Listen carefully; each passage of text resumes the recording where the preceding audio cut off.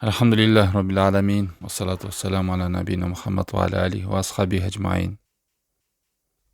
14. hadis. An ibn Mas'udin radiyallahu anhu qala Rasulullah sallallahu alaihi wasallam la yahillu damu imri'in muslimin illa bi ihda thalathin الثيب الزاني والنفس بالنفس وتارك لدينه المفارق للجماعة.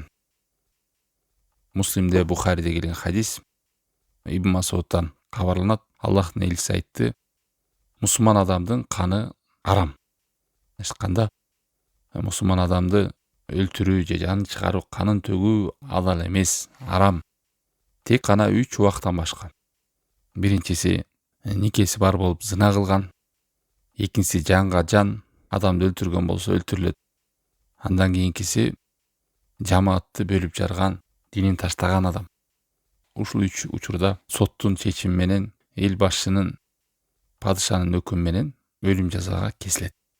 Себеби ислам дини мына ушул 5 нерсени сактайт. Даруратыл хамс деп коет. Биринчиси динди сактайт. Мына ошон үчүн жана динин бурмалап чыгып кеткендердин да жазасы өлүм болгондук ошодон.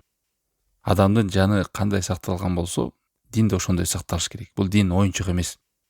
Экинчиден адамдын акылы. Мына ошон үчүн акыл сакталгандыктан жанагы наркотиктер, арактар, адамдын мээсин буза турган, мээсин айнта турган нерселердин баардыгы, мас кыла турган нерселер, наркотиктин түрлөрү кандай болбосун, ар кандай чөптөр, арактар, адам мээсин айландырып, башын айландыра турган нерсенин баары арам. Себеби шарият адамдын динин сактагандай эле акылын да сактайт. Үчүнчүдөн адамдын жанын сактап келген. Ошон үчүн кимди өлтүргөн болсо атайлап, ал дагы өлөт. Кимди атайлап өлтүргөн болсо түрмөдө жатпайт, өлөт, ал да өлүш керек. Падышанын буйругу менен, соттун чечими менен. Төртүнчүдөн дин адамдын малын, мүлкүн, акчасын сактап келген. Мына ошон үчүн кимде-ким бирөөнүн малын урдай турган болсо, колу кесилгенди шариатта. Бирөөнүн мүлкүнө кол салды, жазасын тартат, колу кесилет. Бешинчиден адамдын аброю. Адамдын аброю, ар намысы. Мына ошон үчүн кайсы бир мусулман адамды зынакор, зына кылды, ушундай бузук иш кылды, жаман кадам кылат десе, 4 күбөнү алып келип бериш керек айткан адам.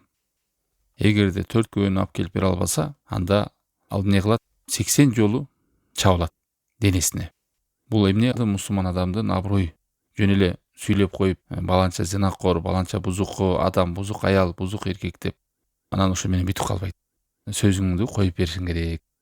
Далили менен 4 күбөнү алып келиш керек. Алып келе албайбы, анда айтпайт эч кимге. Ошон үчүн Алла сактасын мындай сөздөрдөн улак бололу. Ушул 5 нерсе: дин, акыл, адамдын жаны, 4-үнчүсү адамдын мал мүлкү, анан 5-инчиси адамдын аброю. Ушул 5 нерсе динде корголгон, сакталган. Кайсы бир адам ушул 5өөнүн бирөөнө аттай турган болсо, анда жазасы, Алла сактасын, дин менен жамаатты бөлүп жарып, элди бөлүп жарып, динге кирип чыкканда адам коркунучу. Жанагы аялы бар болуп туруп, же күйөөсү бар болуп, никеде болуп туруп, дагы никесиз башка менен зына кылгандыгы, Алла сактасын, бирөөнү атайлап өлтүргөндүгү, булар эң чоң күнөөлөр. Жалпысынан биринчиден айтканда, адамдын канын төгүү бул оңой күнөө эмес. Ибн Аббас айткан, керек болсо Алланын каары түшүп, лаанаты түшүп, кечирилбейт дегенге чейин барган. Тозокко сөзсүз кирет деген. Ачкан тозокко кирип, азапталып анан чыгат. Кыямат кайында да эң биринчи сурак кандан башталат, адамдын канынан. Алла сактасын, бул дүйнөдө эч бир адамдын канын төгүшкө, жанын чыгарууга себеп болбош керек. Кандай гана жол менен болбосун.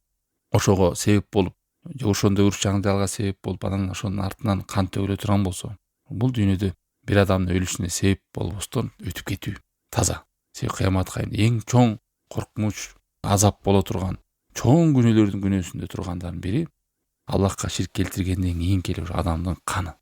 Аяттарда катуу айткан, Аллахтын ачуусу келет, лаанаттайт, тозокко салат деп. Ошон үчүн мусулмандын канынан, жанынан өтө сак болуш керек. Мына ушул дин, акыл, адамдын жаны, малы, аброю дедик. Аброю дегенде 4 күбөнү алып келип бере албаса, алда 80 жолу айткан адам чабылат. Себеби мусулмандардын аброю сакталыш керек. Намысы ушул менен сакталуу менен анын урпагы, насли деп коет. ошол санат. Мындай айтканда зынага аралашса адамдын кимдин баласы, муну уруу ким, кандай насили белгиси болуп калат. Анан коомдо ар кандай оорулар пайда болот, уят кетет. Ошон үчүн бул Алла сактасын адамдын аброю менен зынага баруучу кадам эң коркунучтуу нерсе, чоң күнөөлөрдөн. Адамды өлтүрүү, буну кысос деп коет. Алла Таалам Куранда Бакара сүрөсүндө 178 аятында айтат: "Я юхалладина аману, о иман келтиргендер, кутиба алейкумул кысос. Силерге парс болду, силерге жазылды. Ошол кимди ким өлтүргөн болсо, андан өч алуу бар" деген. Кимди ким өлтүргөн болсо, ал атайлап өлтүргөн адам ошо соттун, падышанын өкүмү менен кимдин канын төксө, ал адам өлөт. Атайлап өлтүргөн болсо. Ал эми атайлап байкабай өлтүргөн болсо, ал кунун төлөп өзүнүн жазасын алат. Ал эми атайлап өлтүргөн адам сөзсүз өлтүрүлүш керек. Ушул өч алууда өлтүргөн адам өлүүдө силер үчүн жашоо бар деген. Эй акыл ээлери, Аллахтан таква болосуңар, коркосуңар деген. Эгерде адам табиятынан билсе, кайсы бир адамды өлтүрсө, ал өлбөй турганын билсе, бул нерсе ташталып калса коомдо, Алла сактасын, анда кан сөзсүз төгүлө берет дейт. Адамдын каны төгүлүп улана берет. Бул коркунуч коомдо таркай берет. Ал эми коом эл биле турган болсо, баланча түгүнчө бирөөнү өлтүрдү эле, ал да жазасын алып өлдү. Мындай айтканда өлтүрүлдү ал да деген нерсе болсо, коом коркот, эл сезгенет, коомчулук коркот бул нерседен. Коомдо тынчтык, коопсуздук орнойт, адамдардын каны сакталат. Мына ушул нерсе исламда бар.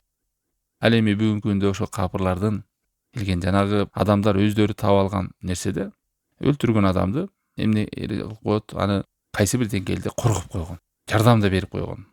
Ал эми өлгөн адамдын акысы корголбой калган дейт. Мына ошонун айынан эмне өлтүргөн адамды түрмөгө камап коет, 5 жылбы, 10 жыл жатат, кайра чыгат, кайра башка бирөөнү өлтүрөт. Аны баарыңыздар билесиздер. Европада болсун, Азияда болсун, дүйнөдөгү мыйзамдарда. Балким түрмөгө кайра чыгып, дагы өлтүрүп, кайра чыгып, дагы өлтүргөндөр бар. Бир тууганын жакын өлтүрүп коюп, түрмөгө камалат, караса кийин чыгып кеткен болот.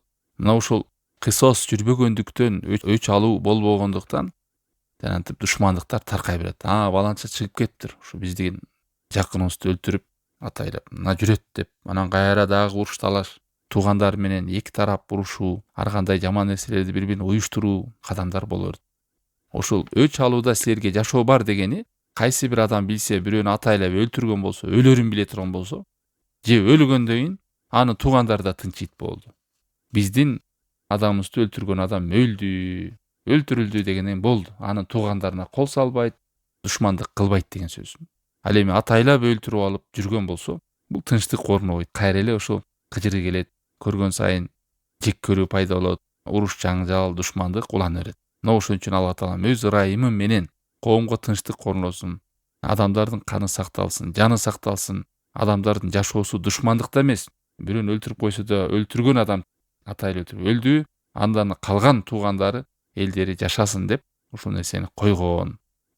Ошон үчүн бул адамдын каны арам белгилүү. Бирок ушул 3 абалдан башканын бири дегени бул жерде нафс бин нафсты айттык азыр. Канга кан, жанга жан.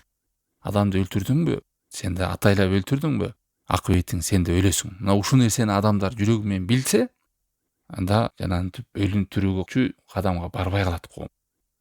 Мына канча жаңылыктардан окуп келесиздер коомдо. Бир чымчык өлтүргөндө эле баланчаны өлтүрүп кетиптир, сайып кетиптир, үйүнө келип атып кетиптир, азып салыптыр, өртөп салыптыр, бычак менен сайып салыптыр. Эмне кылып түрлүү атайлап өлтүрүүчү кадамдар, жаңылыктар байма-бай айлап жылдап угуп келебиз. Себеби өлтүргөн адамдар эң эле коркунуч эмне, барып төрт бурчтук жерге барып жатам деген эле нерсе бол. Ошон үчүн коркпойт адамдар. Ал эми өлүм жазасы бар болгон өлкөлөрдө, ушул эле Сауд Арабияда, Малайзияда түрүүчү кадамдар укпайсың да. Сейрек 10 жылда балким бир ушундай. 5 жылда, бирок жанагындай түрмөгө жаткан өлкөлөрдө эмес да. Жумалап эле жаңылыктардан өлтүрдү дегенди угуу берилбейт. Андан кийинки дагы уруксат берилген. Бул ас-сайиб. Кайсы бир адам аялы бар болуп туруп, же күйөөсү бар болуп туруп, никеде адамы бар, бойдок эмес.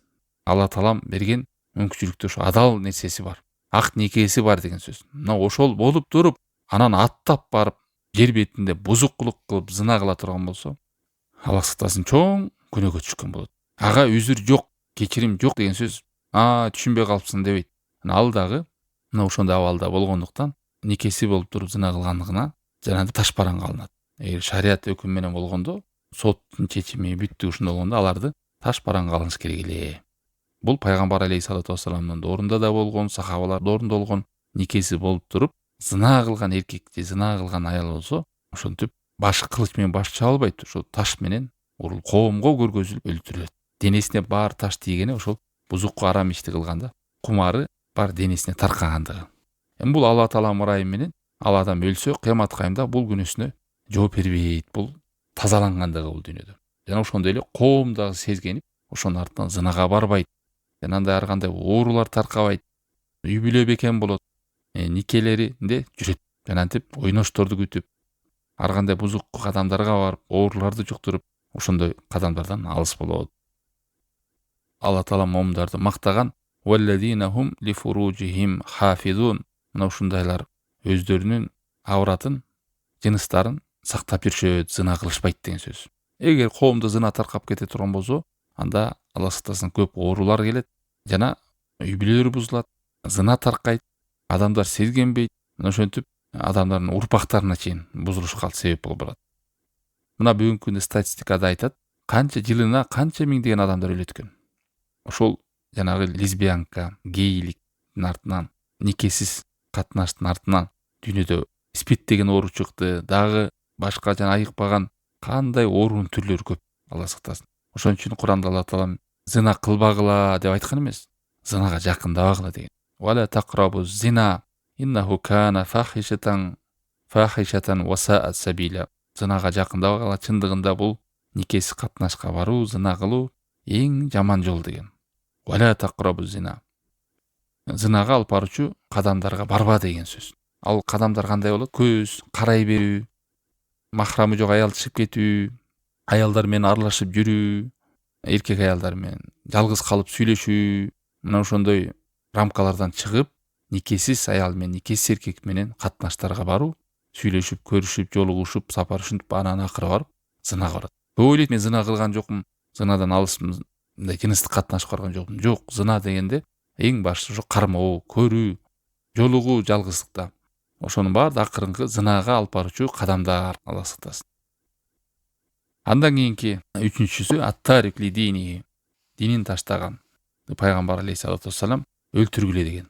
Эмнеге? Себеби биз жана айтпадык, ислам 5 нерсени сактап келген деди. Ошондо акылы, жаны адамдын, аброю, мал мүлкү, мына ошонун биринде дин да бар.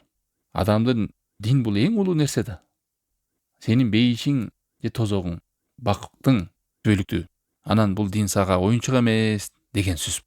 Дин оюнчук эмес. Анан бир адам келип, мисалы, исламга кирдим деп, өзү канааттанып, ыраазы болуп, түшүнүп кирди динге. Анан кайра динден чыктым деп атса, сырттагы адамдарга эмне бул оюнчук, оюн көрүнөт. Бул дин жакшы болгондо чыкпайт эле деп. Адамдарга жаман терс таасирин берет. Ошол динди сактоо максатта, дин менен ойнобосун, дин оюнчук эмес буларга деп динди сактап, кайдимки жана адам өлтүргөндө өкүмү кандай болгондой, никеси болуп туруп зына кылганда кандай өкүм алгандай, бирөөнү өлтүрсөң кандай, динге кирип кайра чыгып өрүү, динге кирип чыгып өрүү бул адамдарга өтө жаман нерсени көргөзөт. Эгер дини жакшы болгондо чыкпайт эле дегендер. Сырттан көргөн капырлар, динден алыс адамдар эмне дейт? Эгерде дини жакшы болгондо чыкпайт эле дейт. Диндеги мунафыктар мына ушундай ыйманды алсыратып, динди жаман көргөзүп адамдар. Эгерде динге кирип кайра чыгадык адам жанагындай жазаны алган болсо, адамдар диндин айбатын билет, дин менен ойнобойт, урматтайт, сыйланат. Белгилүү, анан туура түшүнүш керек. Андан кийин муфарикул жамаатты бөлүп жарганды дагы жазасы өлүм жаза дегени, булар жанагы бийлик башчыга каршы чыгып, элди бөлүп жаргандар, мусулмандарды бөлүп жаргандар, жана хавариштер деп коет. Мамлекеттин ичинен мамлекет болуп, жана бандиттер, чорныйлар, мамлекетке каршы чыккандар, элди тоногондор, акчаларын мамлекеттин ичине бир мамлекет болуп, элдин акчасына кол салгандар, мыйзамга баш ийбегендер, эл башчыга баш ийбегендер, элге бүлүк ар кандай фитна кызуучулар салгандар. Мына ушулардын баардыгы булар менен күрөшүлөт, булар менен согушулат. Жанантип түшүнбөйбү? Аты өлтүрүп атпайбы мамлекет? Мына ошондой кадамдарга барат. Мамлекетке бүлүк жалап, тынчтыгына доо кетирип, эл башчыга баш ийбей, ошондой кадамдарга баргандар менен дагы шариатта мына эгер баш ийбей ошол жерден карама каршылык көргөзө, аларды атып өлтүрсө да алардын каны адал бойдон кала берет. Анан мен оюм бар, мен өзүмдө эркиндик бар го деп динди шылыңдап, мусулмандардын динине, жамаатына, биримдигине доо кетире турган сөздөрдү сүйлөп, кадамдарды кылып жүрө берген бул жамаатты бөлүп жаруу болуп саналат. Алла таалам ушу динди сактап, мусулмандардын кадимкидей жанын, акылын, мал мүлкүн, аброюн сактагандай, динди да сактаган. Ушул 5 сактай турган нерсе менен ислам дини келген деген. Эстеп калыңыздар. Дини, акылы, адамдын жаны, малы жана аброю. Ушуга эч ким мисалы унчукпайт. Кээбилөр туруп алып, ай, ислам динге кирип чыкса жазасы катуу экен дейт. А ошол учурда наркомандар, мисалы адамдын акылын бузгандарды камап салып атпайбы? Башка өлкөлөрдө атып салат наркомандарды. Ошол учурда бир адамды өлтүргөн адам өлтүрүлөт. Адамды өлтүргөндү кандай чоң кылмыш деп көрөбүз дагы. Өлтүргөн адамга деле ыраазыбыз.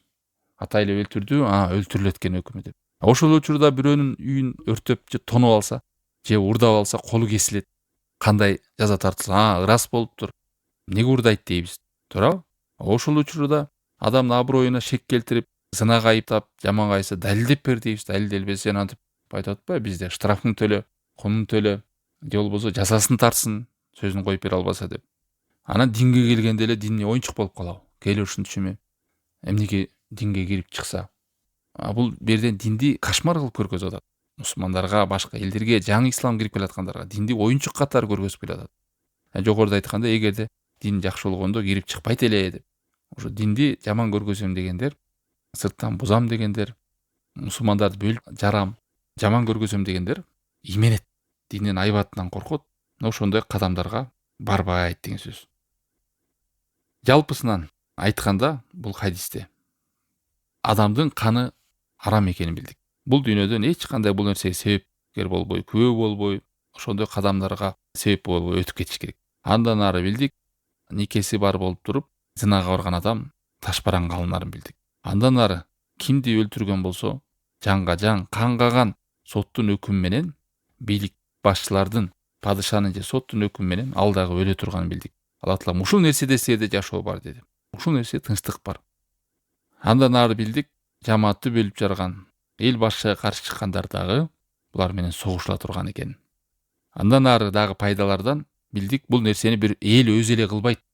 Мисалы Таласта кайсы бир жылы окуя болуп, элди тоносо, элдер өзү эле барып, даракка байлап алып, таш менен өлтүрүп салган. Бул ката. Анан бирөө уруп алса, бизге эле салып берчи туугандарга, өзүбүз жайлайлы, өзүбүз танап өлтүрөйлү дегендер бар. Бул дагы туура эмес. Элдин колунан эл кылбайт, уруу кылбайт, туугандары кылбайт, сен өзүң кылбайсың. Аны эл башчы соттор кылат, казылар. Бийликке тапшырылат, болду. Ушуну жакшы түшүнөйлү.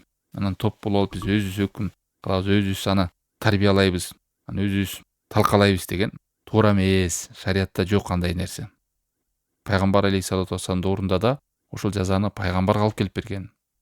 Кийин сахабалардын орунда ошо казыларга алып келген, сотторго алып келип. Анан өзү уруу, үй бүлө, туугандар топтолуп алып өздөрүнчө антип таш менен уруп же даргасып антип топтолуп алып жазасын берген эмес. Мындай кадам туура эмес. Ошондой эле кимди өлтүргөн болсо өлөт, бул эң чоң күнөөлөрдөн. Эң чоң күнөөлөрдөн Алла сактасын. Ошон үчүн пайгамбар алейхиссалату вассалам не деген? 7 адамды курутуучу нерседен сак болгула деген. Мына ошонун бири адамдын канын төгүү, жанын чыгарышына себепкер болуу. Жогорудагыны жаттап эстеп калыңыздар. Диндин сактап келген нерсе адамдын дини, акылы, нафси, жаны жана аброю. Бул шариаттын максаттарынан.